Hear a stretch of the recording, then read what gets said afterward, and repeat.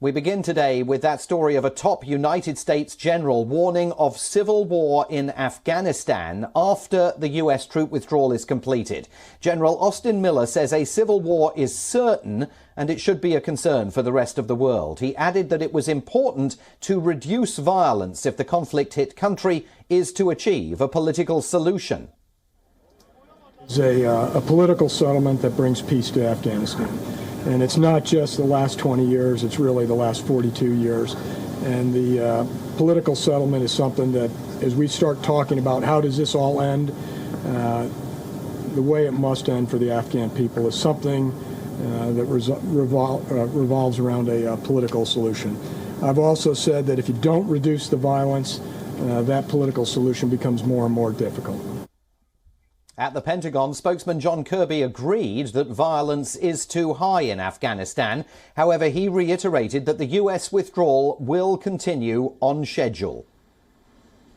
The withdrawal of combat forces from Afghanistan is over. We will have two new mission sets at DoD. One is to have a presence in Kabul that is sufficient to the task of protecting our diplomacy there. And two, to have a relationship with Afghanistan, a new bilateral relationship with Afghan forces that is designed to help continue their needs for competency and capability in the field. Meanwhile, Afghan civilians are taking up arms against the Taliban as US troops continue to withdraw. Hundreds of mujahideen, along with other armed civilians, gathered in the mountains of Parwan province. They pledged to back the Afghan armed forces. Armed militias have become a common sight in Afghanistan as the Taliban mounts its offensive against the Afghan government. In fact, the Taliban captured several key areas, including a town on the Afghanistan border with Tajikistan.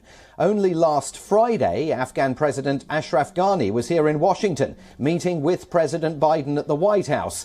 While the US leader vowed to help Afghanistan's social and economic development, it remains unlikely that Washington will provide any military aid to the Afghan army.